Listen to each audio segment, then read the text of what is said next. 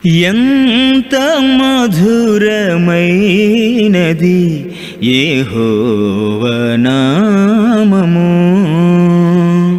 ఈరోజు రాత్రికాల సమయంలో ఒక ప్రాముఖ్యమైనటువంటి అంశాన్ని గురించి మనం గమనించబోతున్నాం. అదేమిటి అంటే ఆత్మీయ విజయము, సక్సెస్.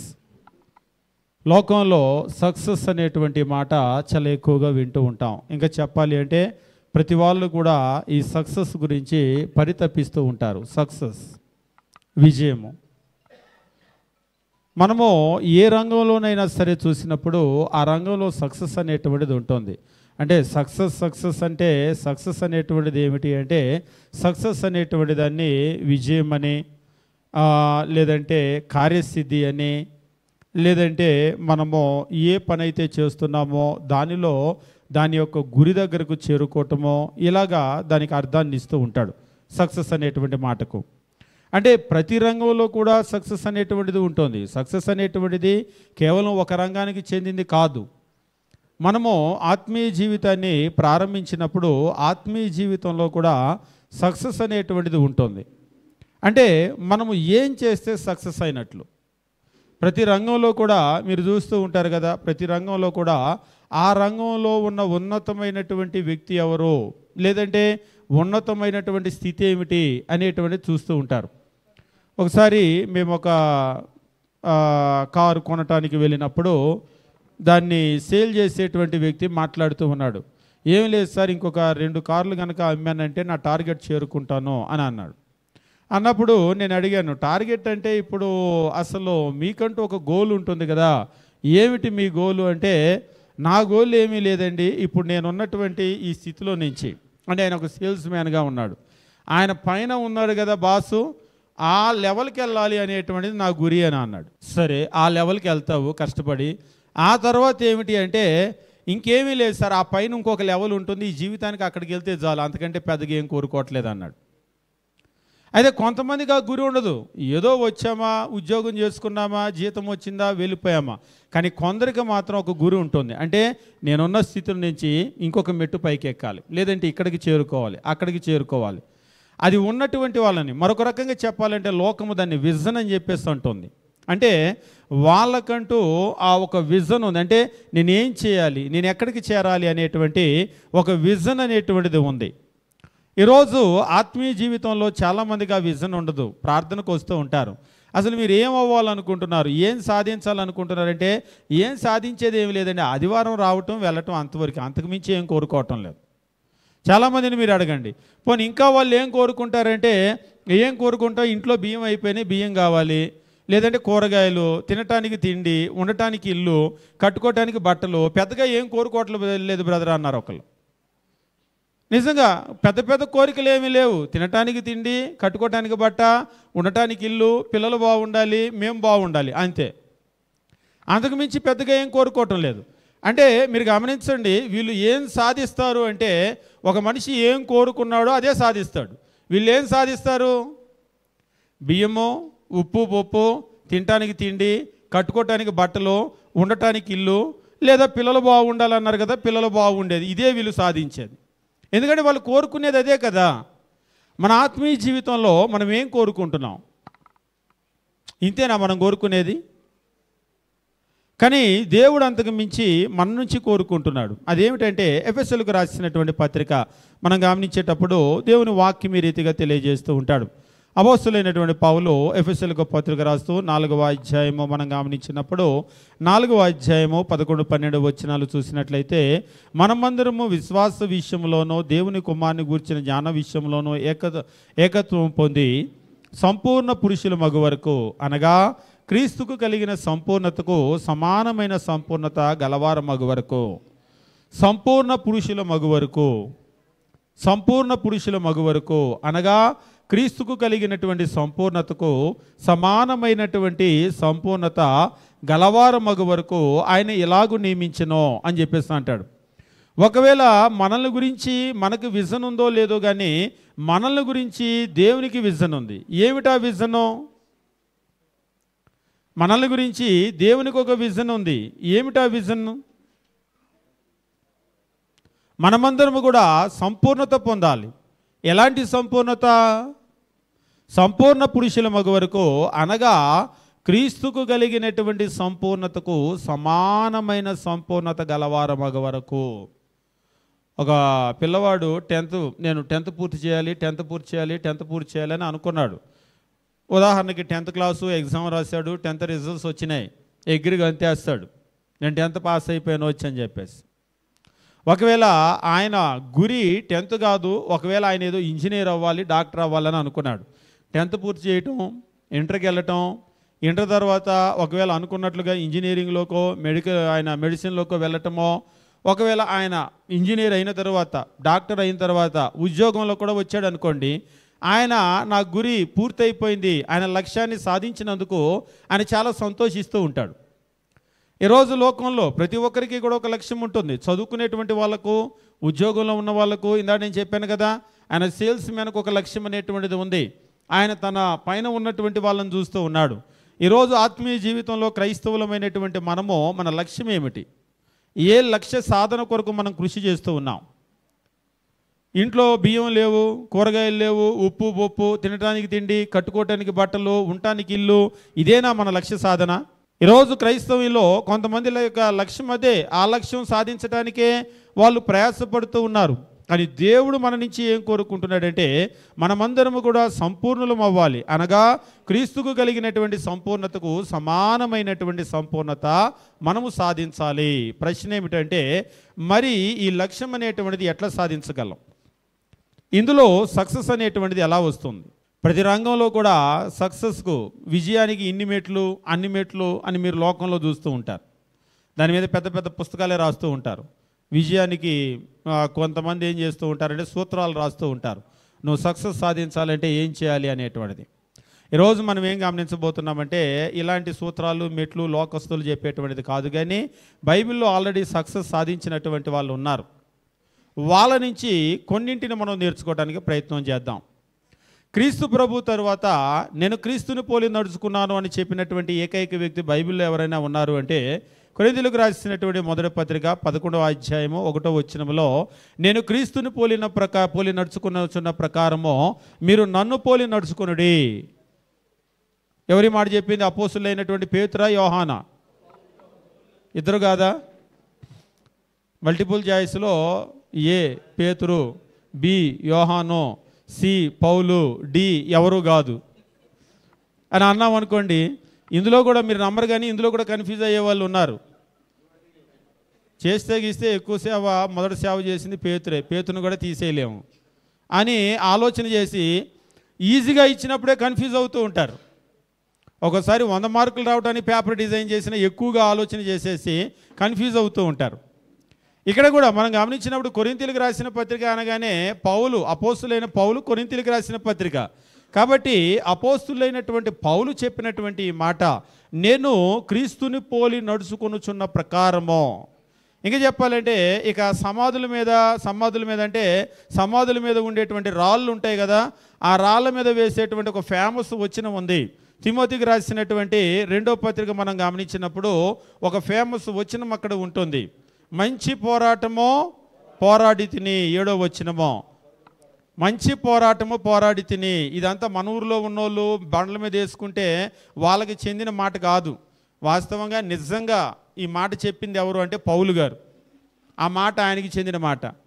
ఇంకెవరైనా గనక అలాగ పోరాడితే, అలాగ లక్ష్యాన్ని గనక సాధిస్తే, గురి దగ్గర గనక వెళ్తే అప్పుడు వాళ్ళకు కూడా చెందేటువంటి మాట. అంతేగాని పోరాడకుండా లక్ష్యం దగ్గరకు వెళ్ళకుండా ఆ మాట మన సొంతం అవ్వదు. అపోస్తులైనటువంటి పౌలు ఆయన తన యొక్క లక్ష్య సాధనలో చాలా కృషి చేశాడు. చివరికి ఆయన లక్ష్యాన్ని సాధించాడనే దానికి రుజువు ఏమిటి అంటే తిమోతికి రాసినటువంటి 2వ పత్రిక 4వ అధ్యాయం 7వ వచనములో ఆయన చెప్పినటువంటి మాట, మంచి పోరాటం పోరాడి తిని, నా పరుగు కడముట్టించి తిని. I have fought the good fight. మంచి పోరాటం నేను పోరాడాను. ఇప్పుడు అపోస్తులైనటువంటి పౌలు ఖచ్చితంగా ఆయన లక్ష్యాన్ని సాధించాడు అనేటువంటిది మనకు అర్థమవుతుంది. ఎట్లా సాధించాడు?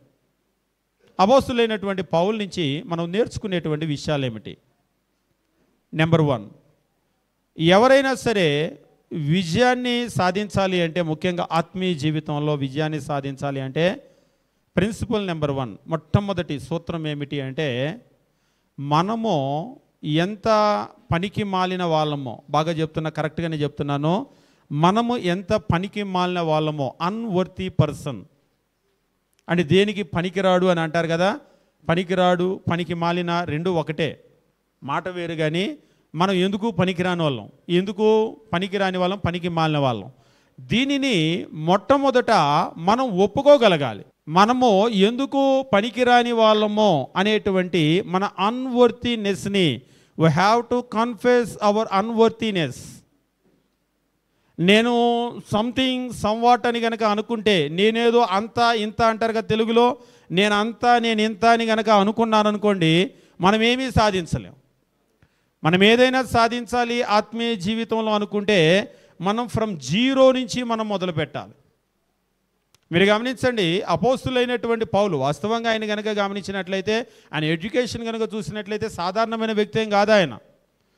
మీరు సెక్యులర్ ఎడ్యుకేషన్ కూడా చూసినట్లయితే అపోస్తులైనటువంటి పౌలు ఆయన మాటలు, ఆయన పత్రికలు చూసినప్పుడు ఆయనకి ఎన్ని రంగాల్లో ప్రావీణ్యత ఉంది అనేటువంటిది అర్థమవుతుంది. వాటి దగ్గరికి నేనేం వెళ్ళటం లేదు. అంతేకాదు ఆయన భాషా ప్రావీణ్యం కూడా చూసినట్లయితే, నిజంగా మీరు క్రొత్త నిబంధనలో కష్టమైనటువంటి పుస్తకం ఏదైనా ఉందా అంటే అది అంటే ప్రకటన గ్రంథము, దానిలో ఉన్నటువంటి భాషా శైలిని బట్టి అది కఠినమైన పుస్తకము. రెండవది రోమిలకు రాసినటువంటి పత్రిక.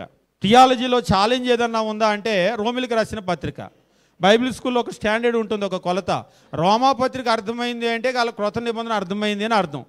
రోమాపత్రిక అర్థం కాలేదు అంటే ఇంకా లెర్నింగ్ స్టేజ్లో ఉన్నాడు అని చెప్పేసి అర్థం. కాబట్టి ఇప్పుడు మిమ్మల్ని మీరు ప్రశ్న వేసుకోండి, నాకు రోమాపత్రిక అర్థమైందా అని. రోమాపత్రిక అర్థమైంది అంటే దాదాపుగా మన క్రొత్త నిబంధనకి అర్థమైనట్లే. రోమాపత్రిక అర్థం కాలేదు అంటే మనం ఇంకా నేర్చుకోవాల్సింది ఉంది. రోమాపత్రికలో ఉన్నటువంటి పౌలు గారి భాష, ఆయన ప్రయోగాన్ని కనుక చూస్తే నిజంగా ఆయన ఎంత స్కాలరు, ఆయన పాండిత్యం ఏమిటి అనేటువంటిది అందులో అర్థమవుతూ ఉంటుంది. అయితే వాస్తవంగా మనం గమనించినప్పుడు ఆయనకి మంచి విద్యావంతుడే ఆయన, అంతేకాదు మంచి భాషా ప్రావీణ్యం కలిగినటువంటి ఆయన. భౌతికంగా కూడా చూసినప్పుడు ఆయన యొక్క గొప్పతనాన్ని గురించి ఆయన చెప్తూ ఉంటాడు. నేను కూడా వారు ఇజ్రాయేలీలా, నేను ఇజ్రాయేలీనే, బెన్యామీను గోత్రంలో పుట్టాను. ఆయన చేసుకున్నటువంటి సున్నతి కావచ్చు, ఆయన యొక్క పూర్వ జీవితాన్ని గురించి చెప్పేటప్పుడు భౌతికంగా ఆయన గొప్ప స్థితిలోనే ఉన్నాడు.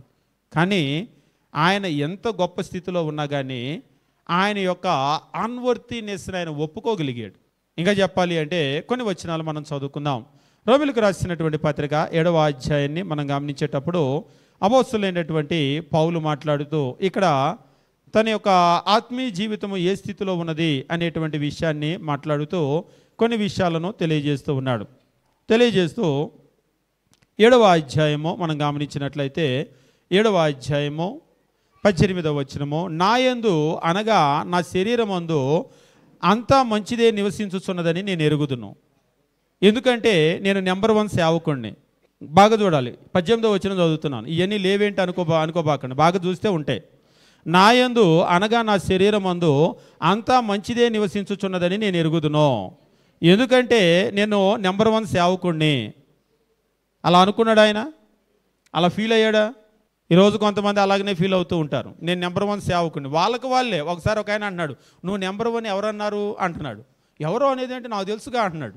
ఒకసారి కొంతమంది ఉంటారు, వాళ్ళే కిందకు వచ్చి బాగా చెప్పాక ప్రసంగం, బాగా చెప్పాను కదా, కదా అంటారు. ఇక ఈయన కదా అంటే వాళ్ళు ఏమనాలి, ఎందుకులే డిసప్పాయింట్ చేయటం, ఏదో ఒక భ్రమలో ఉన్నాడులే అంటారు. అనేసరికి ఈయన ఆ భ్రమ నిజమే అనుకొని, అది నేనంటే ఇక అంతే. ఎప్పటి నుంచి రాత్రి ఎప్పుడో కూర్చొని పెన్ను పేపర్ తీసుకొని ప్రిపేర్ అయ్యి మరి బాగా చెప్పక ఏమవుతుంది అది. అలాగా మనం ఏమనుకుంటామంటే మనమే నేనేదో మంచి ప్రసంగం చేశానని నేనే అనేసుకోవటం, కిందకొచ్చి కదా అనటం. ఇక కదా అంటే ఆయన చూసి జాలిపడి వాళ్ళు అంటారు. అనేసరికి దాన్ని నిజమని వీళ్ళు భ్రమలో బ్రతుకుతూ ఉంటారు. ఇదంతా కూడా భ్రమే. అంటే మనమే కాదు, కొంతమంది టీ పెట్టో కాఫీ పెట్టో బాగుంది కదా అని అంటారు. బాగుందా అంటే ఇక వీళ్ళ బాధపడలేక బాగుంది అంటారు. మీరు చూడండి, వంట దగ్గర కూడా ఇప్పుడు ఎలా ఉంది అని అడగాలి, బాగుందా అంటే. ఎప్పుడైనా మరి బాగలేదా అని అడిగారా? బాగుందా అని అడుగుతారు. బాగుందా అని అడిగితే ఏం చెప్తారు? బాగుందనే అంటారు. పోనీ బాగలేదా అని అడగండి, అప్పుడు చెప్తారు. అసలు ఫీడ్బ్యాక్ అడిగేటప్పుడు ఎలా ఉంది అని అడగాలి. బాగుందా అని అడిగితే బాగుంది అని అంటారు. అలాగనే నా ప్రసంగం ఎలా ఉంది, ఎలా ఉందంటే చెప్తారు. బాగుందంటే అసలు వీళ్ళు బాగుందని కూడా బాగుంది కదా, బాగుంది కదా, బాగుంది, ఇంకే బాగుందంటే బాగుంది. కానీ మనల్ని గురించి మనము అతిగా ఎక్కువగా మనం ఊహించేసుకుంటున్నాం వాస్తవంగా. మీరు చూడండి, అంటే ఒక సేవకులనే కాదు, విశ్వాసులు కూడా వాళ్ళు మానకుండా ఆరాధనకు వచ్చేటువంటి పరిస్థితి కూడా లేదు. అప్పుడప్పుడు నేను చెప్తూ ఉంటాను, అటెండెన్స్ రిజిస్టర్ పెట్టడం లేదు, కానీ పెడితే నాకు తెలిసి 90% పైన క్రైస్తవులు తేలిపోతారు. అటెండెన్స్ రిజిస్టర్ కనుక పెడితే, ఇంకా బయోమెట్రిక్ కనుక పెడితే బయట మొత్తం ఎంతమంది ఎన్ని గంటలకు ఆరాధనకు వస్తున్నారు, ఎంత లేటుగా వస్తున్నారు, వాళ్ళు ఎంత డిజోబీడియంట్ క్రిస్టియన్స్ అనేటువంటిది రుజువుతో సహా వస్తుంది. కానీ మనల్ని గురించి మనం ఏమనుకుంటామంటే, మనమే ఒక మాట అనేసుకుంటాం, నాకేంటి అసలు నేను ప్రార్థనలో వాళ్ళ మొహం వీళ్ళ మొహం చూడటం, వీళ్ళకంటే కూడా నేనే పర్లేదు, వీళ్ళకంటే కూడా నేనే పర్లేదు, వాళ్ళ పిల్లల కంటే మా పిల్లలే పర్లేదు అని అనుకుంటూ ఉంటారు. మనం అలా అనుకుంటాం. ఎవరమైనా నేను స్థానిక సంఘంలో ఉన్న అందరిలో కూడా ఆత్మీయ జీవితంలో నేనే వెనకబడ్డాను అని మనం ఎవరమైనా అనుకుంటామా? మా స్థానిక సంఘంలో ఉన్నటువంటి మోస్ట్ వర్త్లెస్ పర్సన్ ఎవరైనా ఉన్నారంటే, అన్వర్తి పర్సన్ ఎవరైనా ఉన్నారు అంటే, పనికిమాలినోడు పనికిమాలింది ఎవరైనా ఉన్నారు అంటే నేనేనండి ర్యాంక్ 1 అని చెప్తాం ఎప్పుడైనా? మా స్థానిక సంఘంలో నిజంగా పనికిమాలినోళ్ళు ఎవరైనా ఉన్నారంటే నేనే. ఎందుకంటే నేను లేటుగా వస్తాను అని. మీరు రారేమో, కొంతమంది లేటుగా వస్తారు. నేను బాప్తిసం పొంది ఇంతకాలమైనా ఇంకా నేను లేటుగా వస్తూ ఉన్నాను. బాప్తిసం పొంది ఇంతకాలమైనా కానీ ఇంకా నాకు పాటలు పాడటం సరిగా రాదు. నేను క్రైస్తవురాలనై ఇంతకాలమైనా కానీ నాకు ప్రార్థన చేయటం కూడా రాదు, ప్రార్థన నడిపించడం కూడా రాదు. నేను ఆత్మీయ జీవితం ప్రారంభించి ఇంతకాలమైనా కానీ మరొకరిని తేవటం సంగతి దేవుడు ఎరుగు. నేను నిలబడి ఉండటానికే కొట్టుమిట్టాడుతూ ఉన్నాను. కాబట్టి నేను చాలా అన్వర్తి, పనికి మాలిన దాన్ని, పనికి మాలిన వాడిని అని ఎవరైనా అనుకుంటారా? ఇన్ని క్వాలిటీస్ మనలో ఉండి కూడా మళ్ళీ మనమే ఏమనుకుంటామంటే నేనే ర్యాంక్ 1 అనుకుంటాం. అది మన భ్రమ, మన పిచ్చితనం, దానికి ఎవరు ఏం చేయలేరు. అలాంటి ఒక భ్రమలో ఏం చేస్తూ ఉన్నామంటే మనమందరం బ్రతికేస్తూ ఉన్నాం. కానీ అపోస్తులైనటువంటి పౌలు ఆయన వాస్తవాలలో జీవిస్తూ ఉన్నాడు. ఆయన ఎప్పుడు కూడా భ్రమలో జీవించలేదు. 7వ అధ్యాయం మనం గమనించినటువంటి వచ్చిన భాగం కనుక మనం చూసినట్లయితే 17వ వచనమో, నాయందు అనగా నా శరీరమందు మంచిది ఏది నివసింపదని నేనెరుగుదునో. ఎవరో వచ్చి పౌలు నీలో మంచిదేది లేదయ్యా అని చెప్పడం కాదు, ఆయనలో మంచిదేది లేదని ఆయనకే తెలుసు. అంతే కదా ఆయన అంటున్నాడు, మేలైనది చేయవలెనను కోరిక నాకు కలుగుతున్నది కానీ దానిని చేయుట నాకు కలుగుటలేదు. చెయ్యాలి అనుకుంటున్నాను కానీ మంచి నేను చేయలేకపోతున్నాను. నాకు తెలుసు నేను ఎంత అన్వర్తి పర్సనో. ఈరోజు మనం ఎవరికైనా మేలు చేయగలుగుతున్నామా?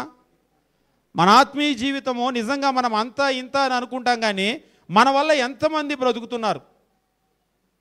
లోకంలో కాదు, మన వల్ల మన స్థానిక సంఘంలో ఎంతమంది బలపరచబడ్డారు? ఇదిగోండి, నేను చదివించటం వల్లే ఈ 10 మంది చదువుతున్నారు, నేను ముద్ద పెట్టడం వల్లే ఈ 4 తింటున్నారు, లేకపోతే నా వల్లే ఈ 4 బతికి బట్ట కట్టారు. నేను గనక ఇవ్వకపోతే వాళ్ళకి బట్టలే లేవు, దిగంబరులుగా ఉండేవాళ్ళు. నేనే ముద్ద పెట్టకపోతే, భోజనం పెట్టకపోతే వాళ్ళకి అసలు తినే స్థితే లేదు. నేనే సహాయం చేయకపోతే ఇన్ని కుటుంబాలు రోడ్డున పడే అని మనం ఎంతమందిని చెప్పగలం? ఒకసారి కొన్ని డబ్బులున్న ప్రాంతాలు ఉంటాయి, పేరుకు డబ్బులున్న ప్రాంతాలే కానీ వాళ్ళు ఎప్పుడూ చేయి జాపే ఉంటారు.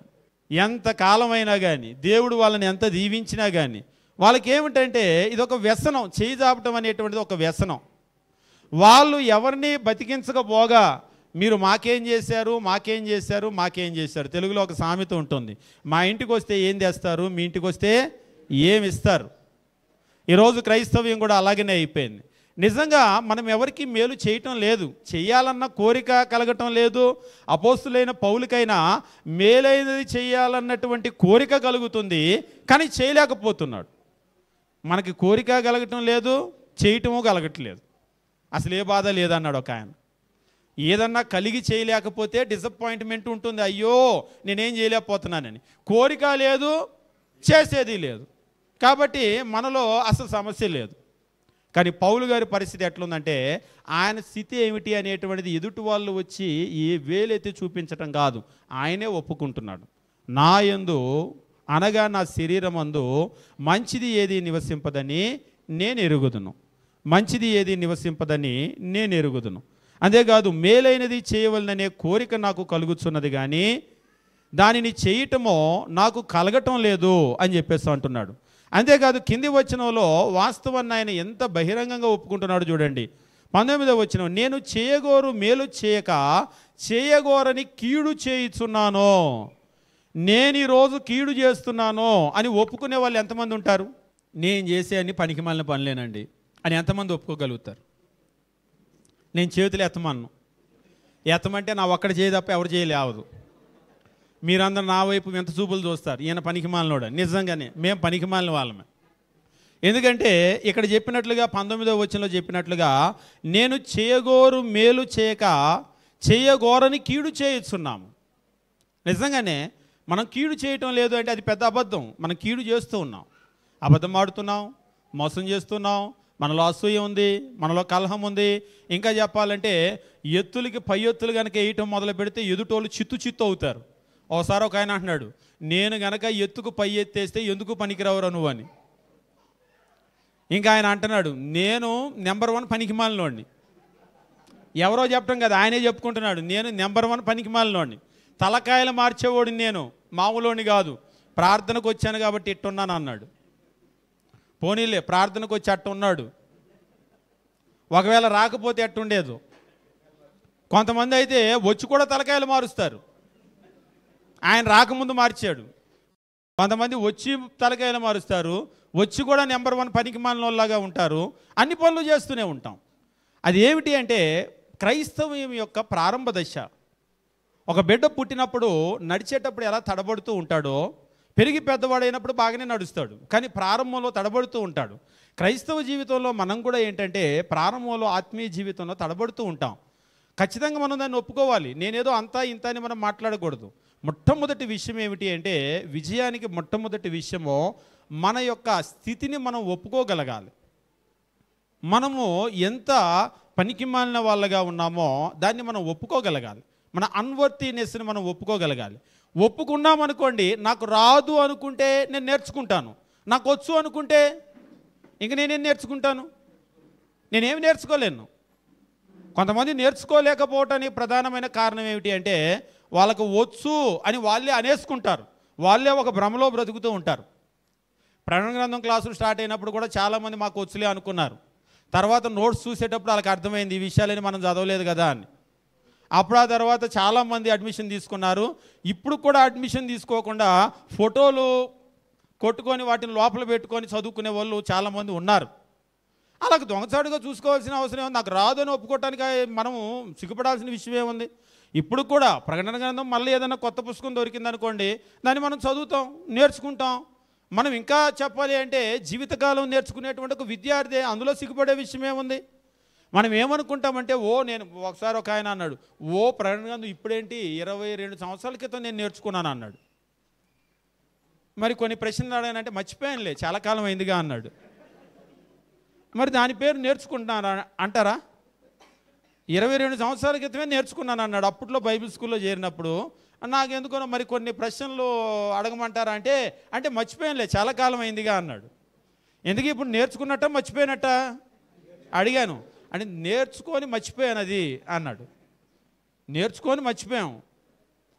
అయితే ఇక్కడ మొట్టమొదటి విషయం ఏమిటంటే, రూల్ నెంబర్ 1, మొట్టమొదట మన స్థితి ఏమిటి అనేటువంటిది మనం ఖచ్చితంగా దాన్ని ఒప్పుకోవలసినటువంటి అవసరం ఉంది. 24వ వచనంలో అపోస్తులైనటువంటి పౌలు బాహాటంగా తెలియజేస్తూ ఒక మాట అంటూ ఉంటాడు, అయ్యో నేనెంత దౌర్భాగ్యుడను, అయ్యో నేనెంత. ఎవడో వచ్చి దౌర్భాగ్యుడు అనలేదు పౌల్ని, ఆయనే ఒప్పుకుంటున్నాడు, నేనెంత దౌర్భాగ్యుడనో. పైన ఉన్నటువంటి తన ఆత్మీయ స్థితి మొత్తాన్ని నిజంగా పౌలు గారు ఈ మాటలన్నీ కూడా రోమా పత్రికలో వ్రాస్తూ ఉన్నాడు.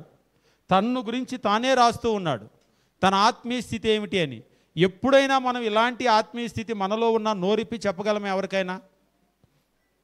నాకంటే బ్రదర్ మీరే పర్లేదు, నా ఆత్మీయ స్థితి మీకంటే దారుణంగా ఉంది, నేను ఇప్పుడే ఎర్లీ స్టేజ్లో ఉన్నాను, నేను ఇప్పుడే నేర్చుకుంటున్నాను, నేను మీ అంత ఎదగలేదు, మీ అంత పరిపక్వత నాకు లేదు అని పొరపాటును మనం ఒప్పుకోగలుగుతామా? మనకంటే సీనియర్ల దగ్గర అయినా ఒప్పుకోకపోగా, వాళ్ళకి ఇచ్చారు నేను పనికిరానా, వాళ్ళకి ఇచ్చారు నేను చెప్పలేనా, వాళ్ళకి ఇచ్చారు నేను చేయలేనా, ఎన్నోసార్లు మనం పోటీ పడుతూ ఉంటాం. వాస్తవంగా మనం ఏం చేస్తూ ఉంటామంటే ఒక్కోసారి మనకంటే ఆత్మీయంగా ఎదిగినటువంటి వాళ్ళని కూడా తొలనాడుతూ ఉంటాం, మనం పోటీ పడుతూ ఉంటాం.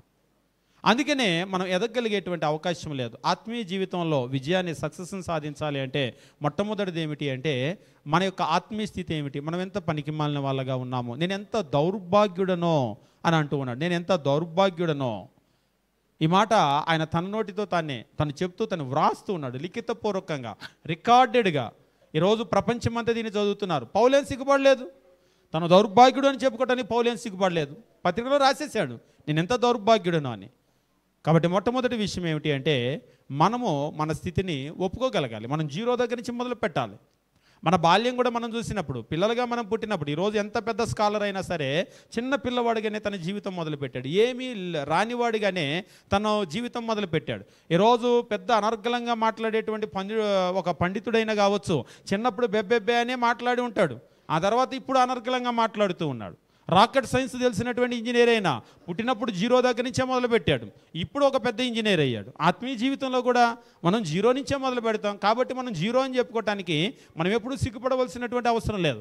ఇక్కడ మాత్రమే కాదు, అపోస్తులైనటువంటి పౌలు అనేక సందర్భాల్లో కొరింథీయులకు రాసినటువంటి మొదటి పత్రిక మనం గమనించినప్పుడు దేవుని వాక్యములు ఈ రీతిగా తెలియజేస్తూ ఉంటాడు.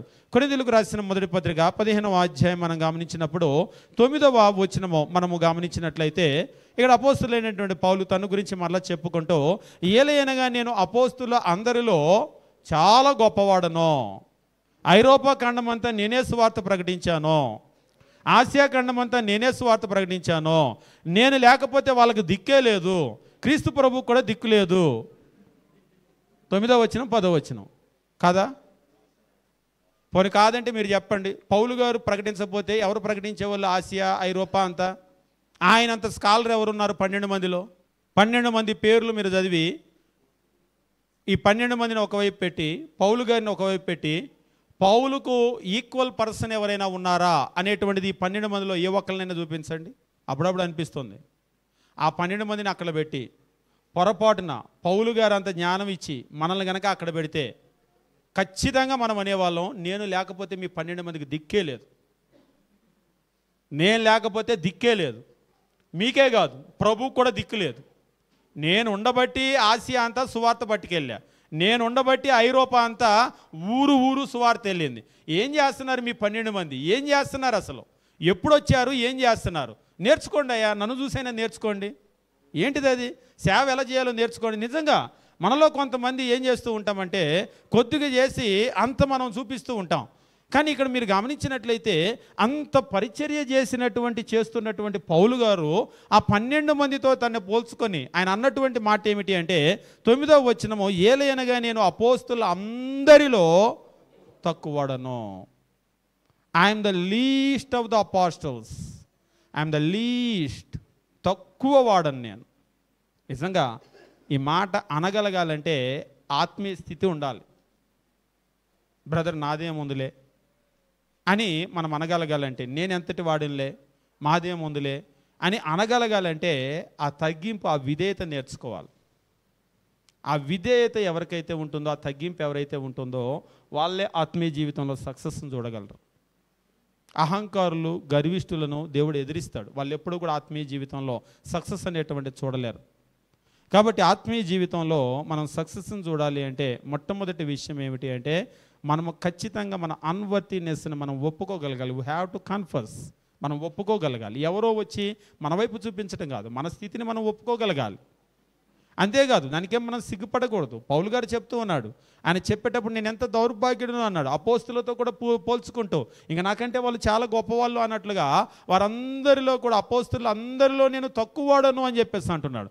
అనటం మాత్రమే కదా, అదేదో నోటి మాటకు కొంతమంది మాట వరుసకంటూ ఉంటారు, అందుకు కాదు అనే దానికి రీజన్ కూడా చెప్తున్నాడు. దేవుని సంఘాన్ని హింసించినందున అపోస్తులుడు అనబట్టానికే యోగ్యుడని కాదు, అసలు తక్కువని కాదు, సంఘాన్ని హింసించినటువంటి పనికిమాలిన వాడిని నేను, అసలు అపోస్తులను అనబడటానికే యోగ్యుడిని కాదు అని ఆయన తన నోటితో ఒప్పుకున్నాడు. ఆయనను నేనేమై ఉన్నానో అది దేవుని కృప వల్లనే అయి ఉన్నాను. నేనైతే అపోస్తులను అనిపించుకోవటానికే యోగ్యుడిని కాదు, కానీ ఏమయ్యానో, ఏమి ఇచ్చాడో అది ఆ దేవుని కృప. ఈరోజు ఎంతమంది మనం ఒప్పుకుంటాం? ఈరోజు నేను ఒకసారి ఒక బ్రదర్ అన్నాడు, ఒక ఆఫీసర్ ఆయన నేను కట్టే ఈ బట్ట ఈరోజు నేను ఇన్షర్ట్ చేసుకొని ఇట్లా మీకు కనబడుతున్నానంటే అది దేవుని కృప అండి అని చెప్పేసి అన్నాడు. నేను ఉండే ఇల్లు, నేను తినే తిండి, నా కుటుంబం ఇలా ఉన్నారంటే, నా పిల్లలు ఈ స్థితిలో ఉన్నారంటే ఇదంతా దేవుని కృప. ఆయనే లేకపోతే నేను నథింగ్ అని చెప్పేసి అన్నాడు.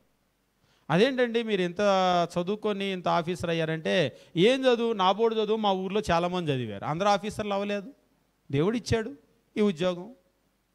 అంతేకాదు ఇప్పుడు ఆఫీసర్ని అయిన తర్వాత కూడా నా అంత జీతం చాలామందికి ఉంది, నాకంటే ఎక్కువ జీతం కూడా ఉంది, కానీ వాళ్ళ కుటుంబాలు ఇలా కట్టబడలేదు. ఇది దేవుని కృప. నాకంటే ఎక్కువ జీతం ఉన్న వాళ్ళు కూడా ఉన్నారు, కానీ అప్పుల్లో ఉన్న కుటుంబాలు నాకు తెలుసు. నేను ఇలా ఉన్నాను అంటే, ఈ స్థితిలో ఉన్నానంటే దేవుని కృప. రూపాయి అప్పు లేకుండా మా కుటుంబం ఎలా ఉందంటే మనం ఎంతమంది ఒప్పుకోగలుగుతాం? ఈరోజు నేను ఇలా ఉన్నానంటే, నా కుటుంబం ఎలా ఉందంటే ఇది దేవుని కృప. నేనేమై ఉన్నానో అది దేవుని వల్లనే అయ్యానో అది దేవుని కృప అని ఎంతమంది ఒప్పుకోగలుగుతాం? మళ్ళీ ఇందాడు చెప్పినట్లుగా అదంతా నా గొప్ప నా గోసి అన్నట్టు మాట్లాడదాం. ఒక ఆయన అంటాడు, చెమట ఓడ్చి ఇట్లా ఏం పడలేదు అక్కడ, ఊరికి ఎట్లా అంటున్నాడు, కష్టపడి సంపాదించానండి అని. ప్రపంచంలో మరి నువ్వు ఒక్కడే కష్టపడ్డావు, మిగిలిన వాళ్ళు ఎవరు కష్టపడలేదు. కష్టము అందరూ పడుతున్నారు, కానీ ఆ కష్టానికి తగినటువంటి ప్రతిఫలం రావాలిగా. నీ అంత కష్టమే నీతో పాటు ఉన్న వాళ్ళు అందరూ పడుతున్నారు, కానీ వాళ్ళు అప్పుల్లో ఉండి ఉంటారు ఖచ్చితంగా కొందరు. ఈరోజు నువ్వు ఇలా ఉన్నావు కాబట్టి కష్టం అందరూ పడుతున్నారు. ఈరోజు మనకి స్థితి ఇచ్చాడు అంటే కేవలం ఇది దేవుడు ఇచ్చింది అనేటువంటిది కొంతమంది మనం ఒప్పుకోలేకపోతున్నాం. కానీ అపోస్తులైనటువంటి పౌల్లో ఉన్నటువంటి ఒక గొప్ప గుణం ఏమిటి అంటే, ఆయన తను ఎంత అన్వర్తి పర్సన్ అనేటువంటిది నిర్మోహమాటంగా ఒప్పుకుంటూ ఉన్నాడు. పత్రికలో నేరుగా రాశాడు, రోమిలకు రాసిన పత్రికలో, కొరింథీయులకు రాసినటువంటి పత్రికలో కూడా, అసలు నేను అపోస్తులను అనిపించుకోవటానికి నాకు యోగ్యత లేదు. సంఘాన్ని హింసించినటువంటి ఒక వ్యక్తిని, అన్వర్తి పర్సన్ నేను, అటువంటి ఒక వ్యక్తిని ఒక విశ్వాసిగా అంగీకరించటమే ఎక్కువ నన్ను దేవుడు, కానీ నన్ను తీసుకొని వచ్చి అపోస్తులను చేశాడు, నన్ను ఇంతగా వాడుకున్నాడు. ఇది దేవుని కృప తప్ప నా యోగ్యత కాదని చెప్పేసి ఆయన అంటున్నాడు. ఈరోజు మనం ఎవరమైతే మనం ఒప్పుకోగలుగుతామో అప్పుడు మాత్రమే మనం జీరో నుంచి మొదలు పెట్టాలి. అప్పుడు మాత్రమే ఆత్మీయ జీవితంలో సక్సెస్ అనేటువంటిది మనం చూడగలుగుతాం. ఇంకొక విషయాన్ని చూసేసి మనం ముందుకు వెళ్ళిపోతాం. తిమోతికి రాసినటువంటి మొదటి పత్రిక, అపోస్తులైనటువంటి పౌలు తిమోతికి రాసినటువంటి మొదటి పత్రిక 1వ అధ్యాయము మనం గమనించినప్పుడు ఇక్కడ ఇంకా ఒక అడుగు ముందుకేసి చెప్తూ ఉంటాడు. 1వ అధ్యాయం 16వ వచనము, ఆయనను నిత్యజీవం నిమిత్తము తను విశ్వసింపబో వారికి నేను మాదిరిగా ఉండులాగున యేసుక్రీస్తు తన పూర్ణమైన దీర్ఘశాంతమును ఆ ప్రధాన పాపినైన నాయందు కనబరుచున్నట్లు నేను కనికరింపబడితిని. ప్రధాన పాపినైన నాయందు అంటే ఈయన ఎవరంట? ర్యాంక్ 1 పాపి, ర్యాంక్ 1 ప్రధాన పాపి అని చెప్పేసి అన్నాడు కదా. ఈయన ఎవరు అంటే పాపుల్లో కూడా ప్రధానుడు, అంటే మన భాషలో చెప్పాలంటే ర్యాంక్ 1, అంటే పనికి మాలిన వాళ్ళలో నెంబర్ 1 పనికి మాలినోడు నేను. నిజంగా ఇవన్నీ చదువుతూ ఉంటే పౌలు గారు నిజంగా ఎంత బోల్డ్గా చెప్పగలుగుతున్నాడు ఆయన తన అన్వర్తినెస్ని. మీరు ఎప్పుడైనా సరే ప్రపంచంలో గమనించండి, ఎవరైతే తాము అన్వర్తి అనేటువంటిది ఒప్పుకుంటారో వాళ్ళని దేవుడు చాలా బాగా దీవిస్తాడు. నేను ఇంత అనేటువంటి వాళ్ళను నువ్వు అంతగా నువ్వు ఇంతగా మరి నువ్వే చేయి అన్నట్లుగా దేవుడు కూడా చూస్తూ ఉంటాడు. బైబిల్లో కూడా భక్తులందరినీ కూడా మనం గమనించినట్లయితే వాళ్ళలో కామన్గా ఉండేటువంటి ఒక గుణం ఏమిటి అంటే ఆ తగ్గింపు, వినయము, విధేయత. ఈరోజు చాలామందిలో లేనటువంటి ఒక ప్రధానమైనటువంటి గుణం ఏమిటి అంటే ఎందుకో ఇవాళ తగ్గింపు కనబడటం లేదు, వినయము, విధేయత ఇది నేర్చుకోవటం లేదు. ఏ లోకం ఎట్లా ఉందో ప్రతి ఒక్కరు అహము గర్వము అదే నేర్చుకుంటున్నారు, కానీ దేవుని సన్నిధిలోకి వచ్చి కూడా అహము గర్వమే నేర్చుకుంటున్నారు, కానీ వినయము విధేయత నేర్చుకోవట్లేదు. మన మధ్య సేవకుడు అంటున్నాడు, అసలు మనము స్థానిక సంఘాల్లో కుర్చీలన్నీ తీసేయాలండి, అప్పుడు ఆ విధేయత నేర్చుకుంటారని. కుర్చీలు తీసేస్తాం, విధేయత ఎట్లా నేర్చుకుంటాం, మరి కింద కూర్చుంటారుగా అంటున్నాడు. అంటే కింద కూర్చున్న వాళ్ళందరూ విధేయత కలిగిన వాళ్ళు కాదు. కింద కూర్చున్న వాళ్ళలో గర్విష్ఠులు ఉన్నారు, కుర్చీల్లో కూర్చున్న వాళ్ళలో విధేయత కలిగిన వాళ్ళు ఉన్నారు. కుర్చీ అనేటువంటిది కింద కూర్చోటం అంటే వాళ్ళు మనస్సుకు నచ్చి వాళ్ళు కింద కూర్చోవటం అనేటువంటిది వేరు, బలవంతంగా కూర్చోబెట్టడం అనేటువంటిది వేరు. అని ఆయన ఏం చెప్తున్నాడంటే కొన్ని చర్చిల్లో అన్నీ కూడా చాపలే ఉంటాయి, పేరేంటో చెప్పిన ఆ చర్చి పేరు, అన్నీ చాపలే ఉంటాయి, చక్కగా చాపలేసుకుని ఎంత పెద్ద ఆఫీసర్ వచ్చినా కింద కూర్చుంటాడు అని చెప్పేసి ఒక ఎగ్జాంపుల్ చెప్తున్నాడు. వాళ్ళు ఒకవేళ అక్కడ కింద కూర్చుంటారు, ఆ తర్వాత అయిపోయిన తర్వాత చూడాలి వాళ్ళలో కొందరు, అందరూ కాదు కొందరు ఎంత అహంకారులు ఉంటారు. కాబట్టి చాప మీద కూర్చున్నారని చెప్పేసి వాళ్ళందరూ విధేయత కలిగిన వాళ్ళు కాదు, కుర్చీలో కూర్చున్నారని అహంకారులు కాదు. అది ఏమిటి అంటే మనం నేర్చుకోవాల్సినటువంటి అవసరం ఉంది. మనం ఖచ్చితంగా వినయము విధేయత మనం నేర్చుకోవాలి. కాబట్టి మనము ఆత్మీయంగా మనం విజయాన్ని పొందాలి అంటే మొట్టమొదటి సూత్రం ఏమిటి అంటే మనం ఖచ్చితంగా మనము ఎంత పనికి మాలిన వాళ్ళమో దాన్ని మనం బాహాటంగా ఒప్పుకోగలగాలి. I'm unworthy person. ఒక విషయాన్ని నేను చెప్పి నేను ముందుకు వెళ్ళిపోతాను. క్రీస్తు ప్రభు దీన్ని చూస్తున్నాడా అంటే అవును, ఖచ్చితంగా చూస్తున్నాడు. ఒకసారి ఆయన లూకాసు వార్త 18వ అధ్యాయంలో ఆయన ఒక విషయాన్ని మాట్లాడుతుంటే వేరే విషయం మాట్లాడుతున్నాడు. తామే నీతిమంతులు అని తమను తాము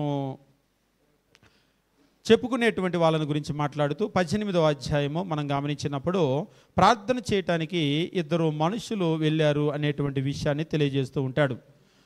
లూకాసు వార్త 18వ అధ్యాయము మనం గమనించినప్పుడు దేవుని వాక్యం ఈ రీతిగా చెప్తూ ఉంటాడు. 9వ వచనం నుంచి, తామే నీతిమంతులని తమ్ము నమ్ముకునిన ఇతరులను తృణీకరించు కొందరితో ఆయన ఈ ఉపమానము చెప్పాను. ప్రార్థన చేయుటకు 2 మనుషులు దేవాలయానికి వెళ్ళారు. వారిలో ఒకడు పరిసేయుడు, ఒకడు సుంకరి. ప్రార్థన చేయటానికి ఇక్కడ చెప్తున్నాడు, ప్రార్థన చేయటానికి 2 మనుషులు దేవాలయమునకు వెళ్ళిరి. ఎక్కడికి వెళ్ళారట? దేవాలయమునకు వెళ్ళిరి. 2 men went up to the temple to pray. దేవాలయానికి వెళ్ళారు.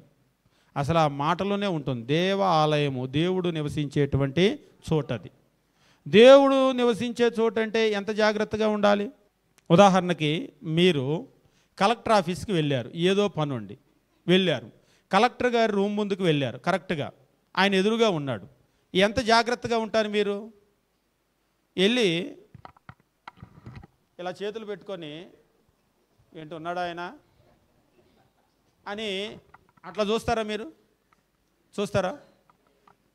మీ నడుము మీ చేతులు, మిమ్మల్ని ఎవరు అడిగేది? కానీ అట్లా చూస్తారా? ఇలా పెట్టుకొని ఏంటి ఉన్నాడా లోపల అని చెప్పేసి అక్కడ ఉన్న బంట్రోతున్న ఫ్యూన్ని అక్కడే గుమ్మం ఎదురుగా ఆయన మీరు అడగలుగుతారా? ఒకవేళ ఇక్కడ చేతులు నడుము మీద పెట్టుకొని మాట్లాడినా కానీ అక్కడికి వెళ్ళేసరికి అమాంతం ఇట్లా కూర్చొని అయ్యా కొంతమంది ఉంటారు ఆఫీసుల దగ్గర సగం వరకు వంగిపోతారు. నిజంగా లిటరల్గా సగం వరకు వంగిపోతారు. మేము చూస్తూ ఉంటాం. మేము చదువుకునే రోజుల్లో ఒక ఆయన చూసేవాళ్ళం ఎప్పుడు కూడా. ఆయన అసలు నడవటమే ఇట్లా నడుస్తాడు అనమాట. మెడ్రాసులో ఇట్లా నడుస్తూ ఉంటాడు. ఆయన గురించి అందరూ చెప్పుకునేవాళ్ళు, ఒకప్పుడు ఆ ఊరు పెరియ రౌడీ, ఆ ఏరియాలో పెద్ద రౌడీ అని. ఆయన నడవటం కూడా ఇలా నడుస్తూ ఉంటాడు. మేము అనుకుంటూ ఉంటాం, ఈయన ఇలా నడుస్తున్నాడు కదా, ఇప్పుడు పెద్ద ఆయన వస్తాడు చూడండి అని. కరెక్ట్గా ఆయన వెళ్ళేటప్పుడు కనుక సేవకుడు పెద్ద ఆయన ఎదురుగా వచ్చాడు అంటే అక్కడ అంత దూరం నుంచే రోడ్డుకి యువతలకు వచ్చి ఇలా నించుంటాడు, తలపైకెత్తడు, ఇలా నించుంటాడు. నించొని ఆయన వెళ్ళేదాకా వెయిట్ చేస్తాడు. వెళ్ళగానే మేము చూస్తుంటాం, మళ్ళీ ఇప్పుడు చూడండి ఆయన ఎలా అవుతాడని. అలా చూస్తాడు నించోనే. అలా చూసి ఆయన వెళ్ళాడు అనగానే ఇట్లా వస్తాడు, మళ్ళీ రొమ్మి ఇలా వచ్చింది. అయితే పొరపాటున అవతల ఆయన ఉండి పీటర్ అని చెప్పేసి అన్నాడు అనుకోండి, అప్పుడు చూడాలి ఇలా చేయి పెట్టుకొని అయ్యా అయ్యా అయ్యా అంటాడు. అక్కడికి వెళ్ళి ఏం చెప్పినా అయ్యా అప్పుడిదా, అయ్యా అయ్యా అప్పుడిదా, ఆమా అయ్యా అవలదా అప్పుడిదా అంతే. తలెలా ఎత్తి ఆయన చూడరు, ఆయన వైపు చూడను కూడా చూడడు. ఒకసారి అనిపిస్తూ ఉంటుంది, అంటే అది వినయమో అతి వినయమో మరి ఏమో కదా ఆయనకే తెలియాలి. కొంతమంది నటిస్తూ ఉంటారు, లేకపోయినా నటిస్తూ ఉంటారు. నేనేం నటించమని చెప్పడం లేదు, కానీ ఆ వినయం అనేటువంటిది లోపల నుంచి రావాలి. అసలు మనుషులు ఏం చేస్తారంటే ఎదుటి వాళ్ళ మెప్పు కొరకు ఏదో నటిస్తూ ఉంటారు, కానీ దేవుడు హృదయాంతరంగా ఎరిగినటువంటి వాడు. నిజంగా మనము వినయం కలిగి ఉన్నామా లేదా అనేటువంటిది ఆయన చూస్తూ ఉన్నాడు. ఇక్కడ క్రీస్తు ప్రభు చెప్తున్నాడు, ప్రార్థన చేయటానికి 2 మనుషులు దేవాలయానికి వెళ్ళారు. 2 మనుషులు నిజంగా దేవుని దగ్గర ఆయన మాట్లాడేటువంటి మాటలు చూడండి. పరిసేయుడు 11వ వచనంలో పరిసేయుడు నిలవబడి నేను చోరులు, అన్యాయస్తులు, వ్యభిచారులైన ఇతర మనుషుల వలెనైనా ఈ సుంకరి వలెనైనా ఉండనందుకు నీకు కృతజ్ఞతలు చెల్లించుచున్నాను. వాస్తవంగా నీ కృతజ్ఞతలు చెల్లించుచున్నాను అంటున్నాడు, కానీ ఆయన ఏం చెల్లించే బాపతలా కనబట్టలేదు. నేను ఉండనందుకు, ఇదిగో ఈ పనికి మాలిన వాళ్ళు ఎవరిలాగా నేను ఉండట్లేదు. I'm such a great person, అట్లాంటి గొప్పవాడిని నేను. ఇదిగో నువ్వేమనుకున్నావు నన్ను గురించి, అస్సలు ఇలాగా నేను ఉండట్లేదు అని చెప్పాలనుకున్న విషయం అది. 12వ వచనం, వారానికి 2 మార్లు ఉపవాసం చేస్తున్నాను, నా సంపాదన అంతట్లో 10వ వంతు చెల్లిస్తున్నాను. నేను అంత భక్తిపరుణ్ణి. వాస్తవంగా మన భాషలో చెప్పాలంటే సొంత డబ్బా అంటారు కదా, ఈయన ప్రార్థన అంతా సొంత డబ్బానే ఉంది. నేను ఇంత అని దేవుని దగ్గర మాట్లాడుతున్నాడు. కానీ 13వ వచనం, అయితే సుంకరి దూరంగా నిలుచుండి ఆకాశం వైపు కన్నులెత్తుడికైనను ధైర్యము చాలక రొమ్ము కొట్టుకొనొచ్చు, దేవా పాపినైన నన్ను కరుణించమని పలికెను. దేవా పాపినైన నన్ను కరుణించు, పాపినైన నన్ను. ఆయన ఆకాశం వైపు కన్నులు ఎత్తడానికి కూడా ధైర్యం చాలలేదు. క్రీస్తు ప్రభు చెప్తున్నాడు ఇక్కడ 14వ వచనమో, అతనికంటే ఇతడు నీతిమంతుడిగా తీర్చబడి తన ఇంటికి వెళ్ళనని మీతో చెప్పుచున్నాను. తను తాను తగ్గించుకున్నవాడు హెచ్చించుకున్నవాడు తగ్గింపబడిననియో, తాను తగ్గించుకున్నవాడు హెచ్చింపబడిననియో చెప్పాను. కాబట్టి మనం హెచ్చించబడాలి అంటే మనం తగ్గింపును నేర్చుకోవాలి. ఖచ్చితంగా మనం ఎంత అన్వర్తి పర్సన్ అనేటువంటిది నిజంగా ప్రపంచంలో మనల్ని గురించి మనకంటే బాగా ఎవరికి తెలియదు. జనాలేదో మీరు అంతా ఇంత అంటారు, కానీ మనం ఎంతో మనకు తెలుసు. జనాలందరూ మనల్ని మంచి వాళ్ళని అనుకుంటారు, కానీ నిజంగా మన ఆలోచనలు ఎంత దుర్మార్గంగా ఉంటాయో, అవి మంచివో అవి చెడ్డవో అది మనకు తెలుసు. ఒకటి దేవునికి తెలుసు, రెండు మనల్ని గురించి మనకు తెలుసు.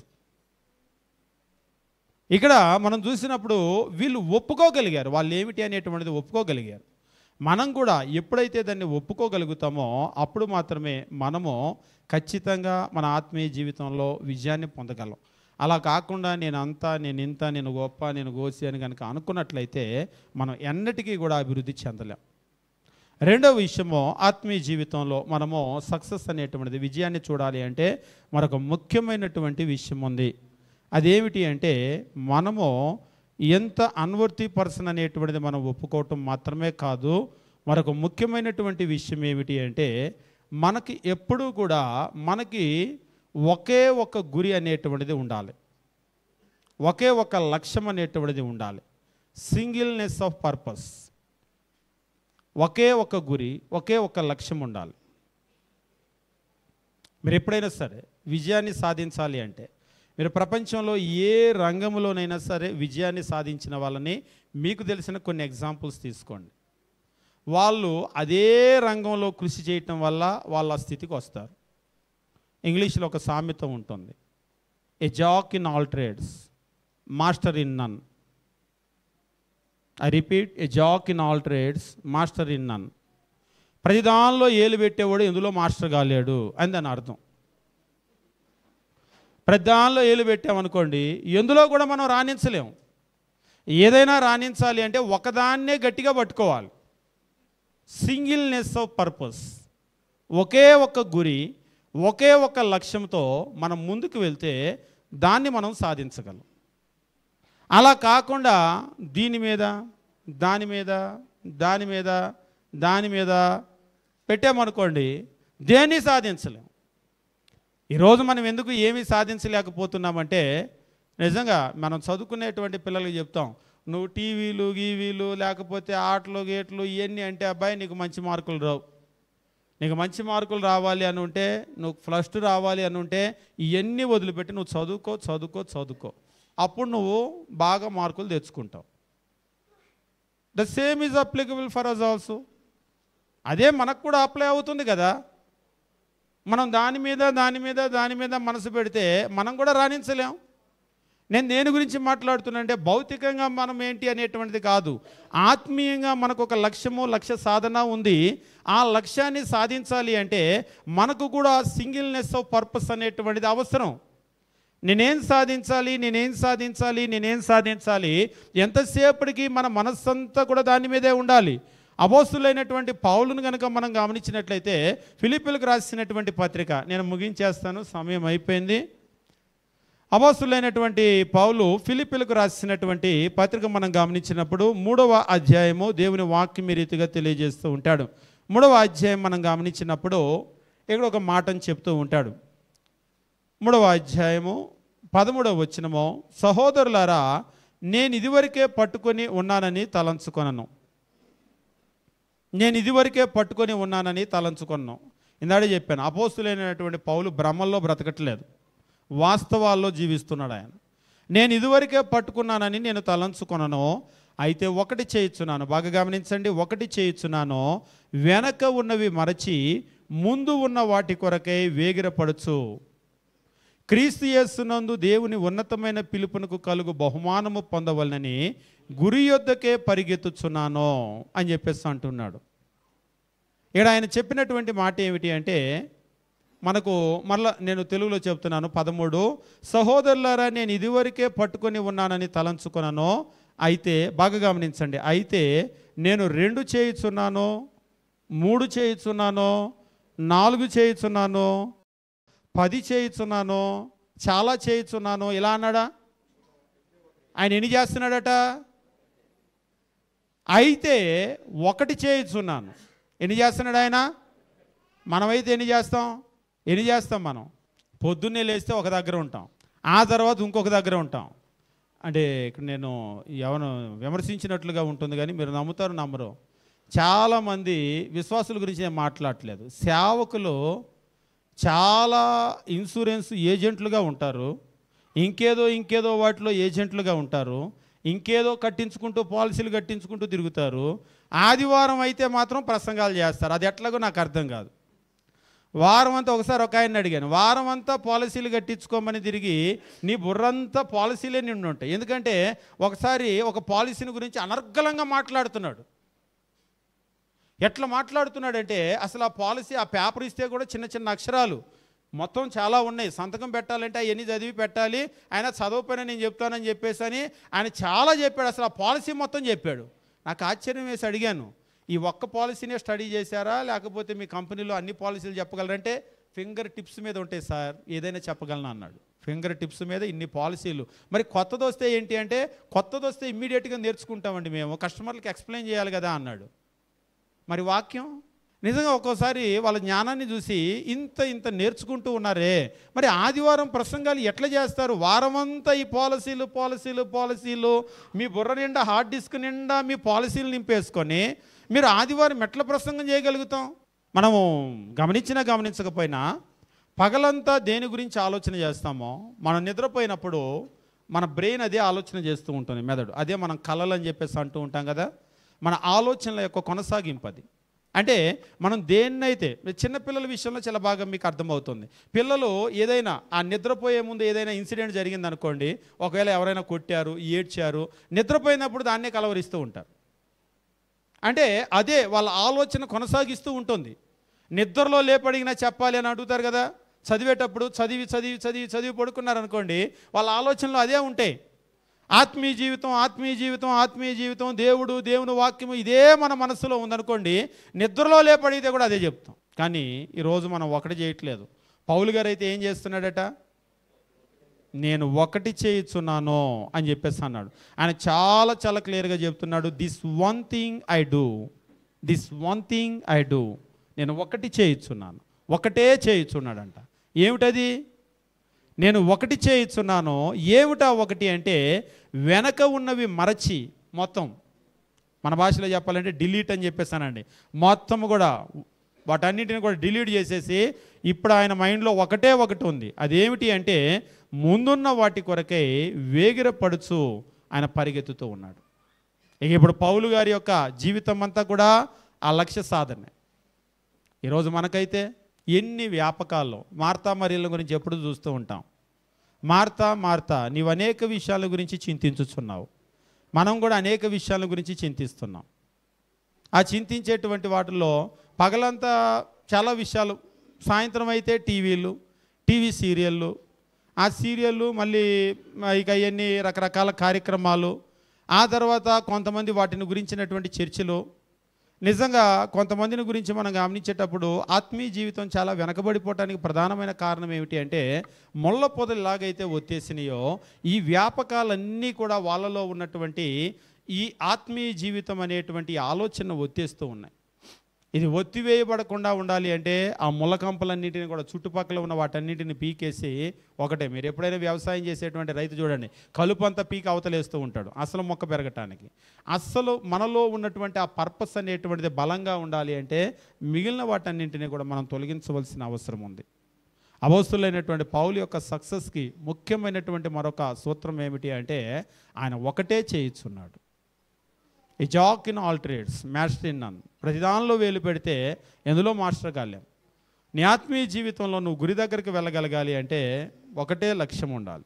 ఆ లక్ష్య సాధన కొరకే నువ్వు ప్రతిదినము ఉదయం లేచిన దగ్గర నుంచి రాత్రి వరకు నువ్వు కృషి చేస్తూ ఉండాలి. మీరు బైబిల్లో ఇక్కడ మాత్రమే కాదు, భక్తులు అనేక మంది జీవితాల్లో కనుక చూసినట్లయితే ఆ సింగిల్నెస్ ఆఫ్ పర్పస్ అనేటువంటిది మీకు ప్రతి చోట కనబడుతుంది. మీరు దానియేలు గ్రంథం కూడా మీరు గమనించండి. దానియేలు లేకపోతే ఆయనతో ఉన్నటువంటి స్నేహితులు బాబిలోన్లోకి వెళ్ళిన తర్వాత పాడైపోకుండా ఉండటానికి కలిగిన ప్రధానమైన కారణం ఏమిటి? నిజంగా మనం దానియేలు గ్రంథం 1వ అధ్యాయం చదివేటప్పుడు మనకి చాలా తేలిగ్గా అనిపిస్తుంది, కానీ 1వ అధ్యాయం అంత సులభమైన అధ్యాయం కాదు. ఇంకా చెప్పాలి అంటే 1వ అధ్యాయం అయిపోయేసరికి దానియేలు, షడ్రకు, మెషకు, అబేద్నెగో వారందరూ కూడా బాబిలోన్లో ఉన్నటువంటి ఒకల వలె తయారవ్వటానికి ఒక ట్రైనింగ్, అదంతా కూడా అన్ని రకాల చర్యలు అక్కడ తీసుకోబడ్డాయి. కానీ వాళ్ళు చేసినటువంటి ఒక గొప్ప పని ఏమిటి అంటే దానియేలు గ్రంథము 1వ అధ్యాయం మనం గమనించేటప్పుడు దేవుని వాక్యం ఈ రీతిగా తెలియజేస్తూ ఉంటాడు. దానియేలు గ్రంథము 1వ అధ్యాయము వాళ్ళు వచ్చి ఒకే ఒక విషయాన్ని చెప్తూ ఉంటారు. 8వ వచనం మనం గమనించినప్పుడు, రాజు భుజించు భోజనమును పానము చేయు ద్రాక్షరసమును పుచ్చుకొని తన్ను అపవిత్రపరచుకొనకూడదని దానియేలు ఉద్దేశించి ఆయనకు ఒక ఉద్దేశం ఉంది. But Daniel purposed in his heart that he would not defile himself. తన్ను తాను అపవిత్రపరచుకోకూడదు అని తనలో ఒక ఉద్దేశం ఉంది. ఆ సింగిల్నెస్ ఆఫ్ పర్పస్. నేను ప్రపంచంలో ఎక్కడ ఉన్నా నేను ఇట్లనే ఉండాలి అంతే.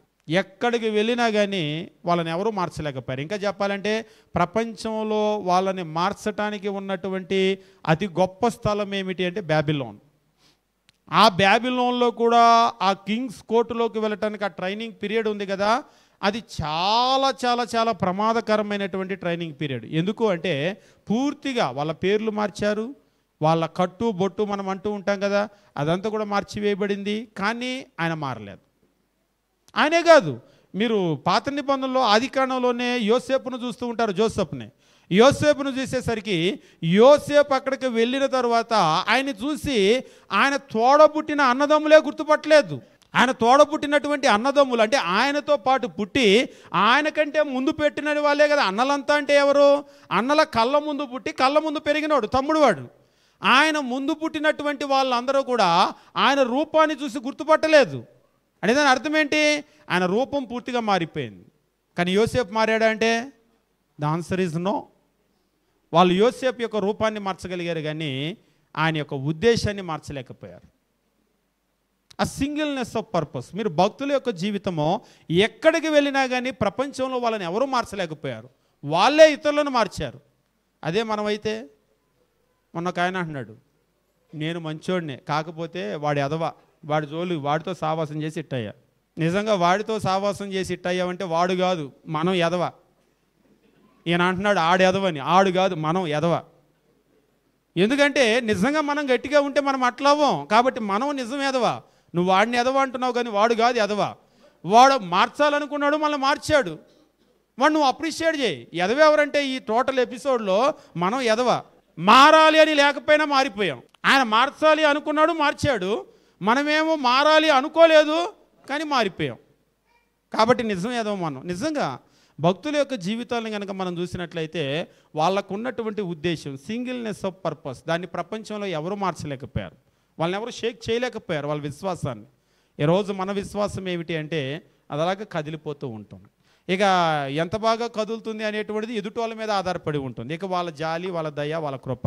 మమ్మల్ని వదిలేయండి బాబు, మా ఆత్మీయ జీవితం మేము ఎట్లా ఉంటాం అని వాళ్ళకి దండం పెట్టాల్సిన పరిస్థితి మంది. మా జోలికి రావద్దు బాబు, ఎందుకంటే మేము బలహీనలో, మీరు కనుక మమ్మల్ని పిలిచారంటే మేము మారిపోతాం. కాబట్టి దయచేసి మమ్మల్ని పిలవద్దు, మమ్మల్ని మీ దగ్గరికి పిలిచి మీరు మమ్మల్ని మార్చేయవద్దు. ఒకసారి తల్లిదండ్రులు అంటారు, మా పిల్లల జోలికి రాబాకండ్రా, కొంచెం వాళ్ళని వదిలేయండిరా, ఎందుకంటే వాళ్ళు ఎదవలు అసలే మీ జోలికి వస్తే పాడైపోతారు వాళ్ళు. నిజంగానే మనం ఎంత బలహీనమో మనమే ఒప్పుకుంటాం. కానీ భక్తులను కనుక మనం చూసినట్లయితే వాళ్ళు ప్రపంచంలో ఎక్కడికి వెళ్ళినా వాళ్ళని ఎవరు మార్చలేకపోయారు. ఇంకా చెప్పాలంటే వాళ్ళే అటువైపు వాళ్ళందరినీ కూడా లాగేశారు. నిజంగా ఒక విషయం నేను చెప్పి ముగిస్తాను. అపోస్తులైనటువంటి పౌల్ని చూసి ఒక రాజు ఇంత సులభంగా నన్ను క్రైస్తవునిగా చేజూచున్నావా అని అడిగాడు. గుర్తుందా? అగ్రిపా నిజంగా షేక్ అయిపోయాడు ఆయన. ఆల్మోస్ట్, ఇంకా చెప్పాలంటే ఆల్మోస్ట్ హీ కన్విన్స్డ్. ఇంకా కొద్ది గనక ఉన్నట్లయితే ఆ మాటలో నన్ను వదిలే పౌలు అని దండం పెట్టినట్టుగా ఆయన మాట్లాడాడు. ఇంత సులభంగా నన్ను క్రైస్తవుని చేయాలనుకుంటున్నావా? నిజంగా ఆ మాటకి అపోస్తులైనటువంటి పౌలు రియాక్షన్ ఇంకా గొప్పగా ఉంటుంది. ఆయన అంటూ ఉంటాడు, ఇంత సులభంగా నన్ను క్రైస్తవుని చేయాలనుకుంటున్నావా అంటే, అవును చేయాలనుకుంటున్నాను అన్నాడా? ఆయన ఏమన్నాడు? లేదండి మీరు అట్లా ఫీల్ అయ్యారా, నేను అట్లా చేయాలని అనుకోవట్లేదు, అలాంటి ఉద్దేశమే నాకు లేదు అని అన్నాడా? మరి ఏమన్నాడు? అపోస్తుల కార్యములు 26వ అధ్యాయం మనం గమనించినప్పుడు 26వ అధ్యాయము 28వ వచనము, అందుకు అగ్రిప్ప ఇంత సులభంగా నన్ను క్రైస్తవునిగా చేయుచున్నావే అని పౌలుతో చెప్పాను. అందుకు పౌలు సులభముగానో దుర్లభముగానో, సులభమే కాదు సులభంగానో దుర్లభముగానో, తమరు మాత్రం కాదు, మీరు అనుకుంటున్నారు నేనేదో మిమ్మల్ని మాత్రం కన్వర్ట్ చేయాలని అనుకుంటున్నారు. మిమ్మల్ని మాత్రం కాదు, తమరు మాత్రం కాదు, నేడు నా మాట విను వారందరూ ఈ బంధకములు తప్ప నావలే ఉండునట్లు దేవుడు అనుగ్రహించునుగాక. మిమ్మల్ని ఒక్కలనే కాదు, నా టార్గెట్ వీళ్ళందరూ ఈరోజు. కానీ మనం ఏమవుతామంటే వాళ్ళందరినీ మనం టార్గెట్ చేయం, వాళ్ళందరికీ మనం టార్గెట్ అయిపోతాం. నిజంగా ప్రతి ఒక్కరికి మనం టార్గెట్ అవుతాం. వాళ్ళు మార్చారు, వీళ్ళు మార్చారు, వాళ్ళు అలా అన్నారు, వీళ్ళు ఇలా అన్నారు. నిజంగా మనం చాలా బలహీనులు అనేటువంటిది మనమే ఒప్పుకుంటూ ఉంటాం, మనం అలా మారిపోతూ ఉన్నామంటే. కానీ మనకు ఆ సింగిల్నెస్ ఆఫ్ పర్పస్, ఒకటి చేయుచున్నాను, ఒక్కటే ఆ గురే ఉండాలి, ఆ గురి వైపే వెళ్తూ ఉండాలి. ఆ గురి దగ్గర నుంచి మనల్ని ఎవ్వరు కూడా కదిలించకూడదు, కదిలించేటువంటి స్థితిలో మనం ఉండకూడదు. మనమంతా స్ట్రాంగ్గా ఉండాలి. ప్రపంచంలో ఎక్కడికి వెళ్ళినా, ఏ ప్రజల మధ్యకి వెళ్ళినా, ఏ నాగరికతలోకి వెళ్ళినా ఆ స్ట్రాంగ్గా మనం ఉండగలగాలి. అప్పుడు మాత్రమే మనం విజయాన్ని సాధించగలం. అలా కాకుండా వాళ్ళు మార్చేశారు, వీళ్ళు మార్చేశారు అంటే మనం మన గురి దగ్గరికి ఎప్పుడు కూడా చేర్చుకోలేం. కాబట్టి మనం రెండు విషయాలను గమనించాం. ఆత్మీయ జీవితంలో మనం విజయాన్ని పొందాలి అంటే మొట్టమొదటిది ఏమిటి అంటే, మనము ఎలాంటి స్థితిలో ఉన్నామో ఆ అన్వర్తినెస్ని మనం ఒప్పుకోవాలి. నిష్ప్రయోజనమైనటువంటి దాసుడను అని లూకాసు వార్తలో చెప్తూ ఉంటాడు. మనల్ని గురించి మనం ఒప్పుకోగలగాలి.